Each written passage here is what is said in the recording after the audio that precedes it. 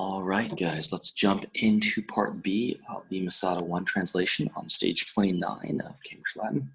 So, first sentence, nos Judii contra Romanos tres annos rebellavimos. So, we Jews, these are the two nominative subjects, nos and Judii are in apposition to each other. Main verb, rebellavimos, sorry guys, rebelled, perfect tense verb, against the Romans, so part is prepositional phrase, and then tres annos is an accusative of extent of time. So we Jews rebelled against the Romans for 3 years, anno quarto, in the 4th year, ablative of time when, that Beelzebub, iste Beelzebub, Titus. So Beelzebub is a Mesopotamian storm god, kind of like Zeus, if you will. So this is giving a little bit of local flavor since the teller of the story is a Jewish woman. And notice also the use of iste instead of hic or illa. It's intentionally distancing the speaker from Titus. So this is supposed to be, that there Beelzebub, that there devil, Titus. Titus obviously is in opposition to Beelzebub. And notice that Beelzebub is non-declinable. So since it's a Semitic word, it doesn't fall into a declension properly. So that Beelzebub, that devil Titus, main verb that's the subject of, expugnavit. So stormed. Notice that it's ex plus pugno. You could probably translate this as punched out, literally, but I wouldn't do that on the BCE exam. That's probably not the most best translation, even if it's the most literal. So that devil Titus stormed Urbem Jerusalem, so the city of Jerusalem, or Jerusalem town if you want to. Probably translate it as the city of Jerusalem, even though it's not a genitive. Numquam ego spectaculum terribilis vidi. So perfect tense verb. I never, numquam, saw a spectacle, a sight, comparative adjective, more terrible. So I never saw a sight more terrible.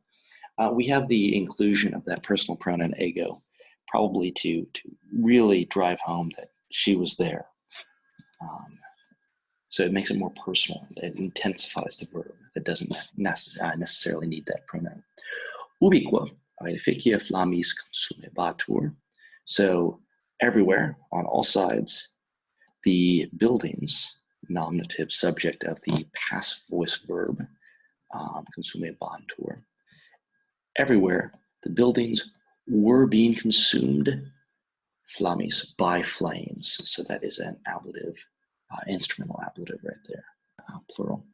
Everywhere, ubiqua, viri feminae liberi occidebantur.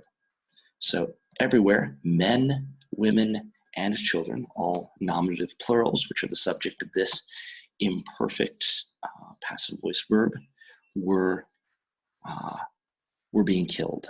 So literally, occido means to fall or to be felled. Like you fell a tree, or when you kill someone, they fall down. So everywhere, men, women, and children were being killed. Templum ipsum a militibus deripiebatur. So the temple itself, nominative neuter subject, was being sacked. So it was being sacked by the soldiers, ablative of agent with that passive imperfect verb, deripiebatur. So the temple itself was being sacked by the soldiers. Tota urbs vertebatur. So urbs, urbem, orbis is feminine, and tota is modifying it. The whole city was being overturned. Literally in Latin, it's ex plus verto, so being literally outturned. But we would translate it as overturned or overthrown. The whole city was being overthrown. In illa clade, so in that disaster, in that catastrophe or calamity, multa milia Judaiorum many thousands of Jews, so genitive plural with these two nominative subjects, many thousands of Jews died, perfect tense verb, or perished. So altogether, in that catastrophe, many thousands of Jews died. Said, but, kirkiter, around or about, this is adverbial right here, or an adverb, not adverbial, it's an adverb, but around mille superstites, but around 1,000 survivors, duque Eleazaro, with Eleazar as leader, dukes. These are probably an ablative of association. It doesn't have cum with it because remember that case usages in Latin attract the prepositions. They can still be used without the prepositions. It's just that the prepositions are often there to clarify the usage. Also, dukes and Eleazar are in apposition to each other. So you wouldn't say leader Eleazar, but really more likely with Eleazar as leader. Also, one other thing, Eleazar is his name, but it's Latinized as Eleazarus, mainly because Josephus was writing for a Roman audience, and even the name Joseph is Latinized as Josephus. So he was doing that. You can turn non-Latinate names into Latin names. It doesn't always happen. So, but around 1,000 survivors with Eleazar as leader occupied Rupim Masada, so the rock of Masada, or Masada rock. Tu Simon, illo tempore, vix quinque annos natus eras. So you, Simon, in that time, ablative of time when, eras were, vix scarcely 5 years old. So this is that idiomatic term for age that we just have to sort of memorize. You can't translate it too literally. Next sentence, rupes Masada, so the rock of Masada, or Masada rock, est alta et praerupta, is tall and steep. Prope lacum asphaltitem sita. So sita is a perfect passive participle from sino, and we get the word situated from it. You can't really translate it literally. It would be something sort of like having been situated or having been located near Lake Asphaltites. But you could most likely with this, because it's another idiomatic phrase at this point, just translate it as the rock of Masada is high and steep, located near Lake Asphaltis. Put in brackets "and is" in your translation, just so that I know that you recognize it as a perfect passive participle. Ibi nos munitionibus undiqua defensi Romanis diu resistebamus. So ibi, there, we, and then we launch directly into a participial phrase, perfect passive participle, having been defended, undiqua, everywhere, on all sides, and then ablative, instrumental ablative, by defenses, by fortifications, right? Munitionibus. Resistebamus, here's our main indicative, imperfect indicative verb. We're resisting the Romans, so this is a dative of disinterest, right? We're resisting against the Romans, due for a long time, adverb.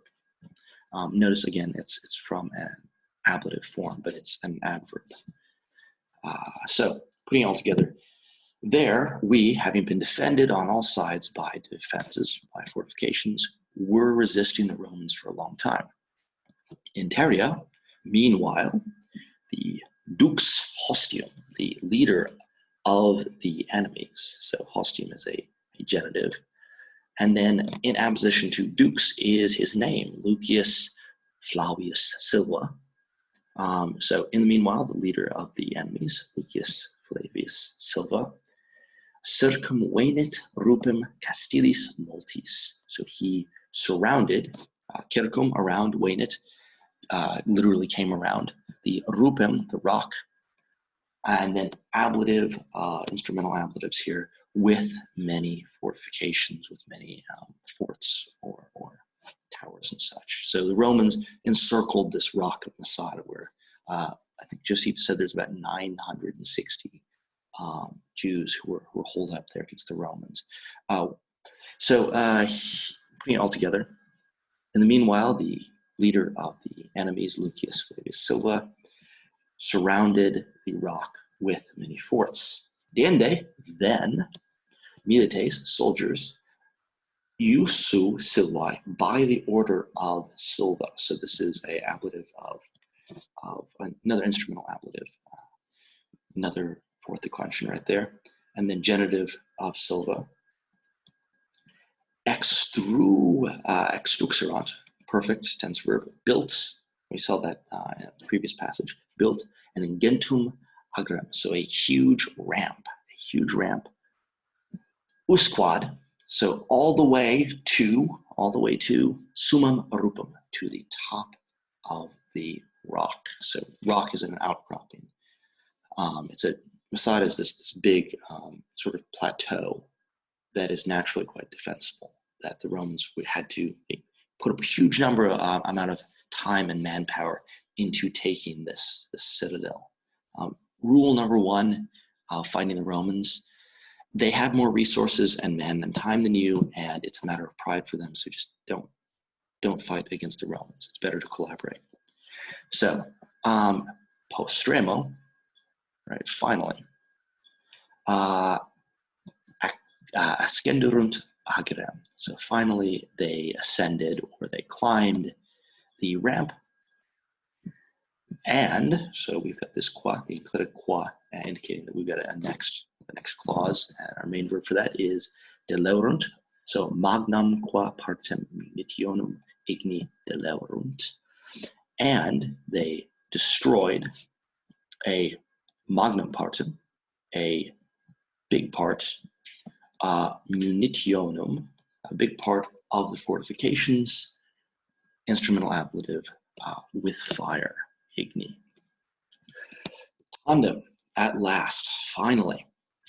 Cum nox apropinquaret. So between the cum and the lack of an ablative and the subjunctive verb, imperfect subjunctive, we know that this is a temporal clause. So when, or once, or after night approached, Silva milites ad castra reduxit ut proximum deum victorium qua expectarent. So we know that this whole phrase is going to have two verbs, mainly because we see reduxit and expectarent.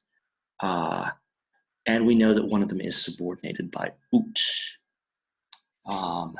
So Silva is the subject. So Silva reduxit, so led back.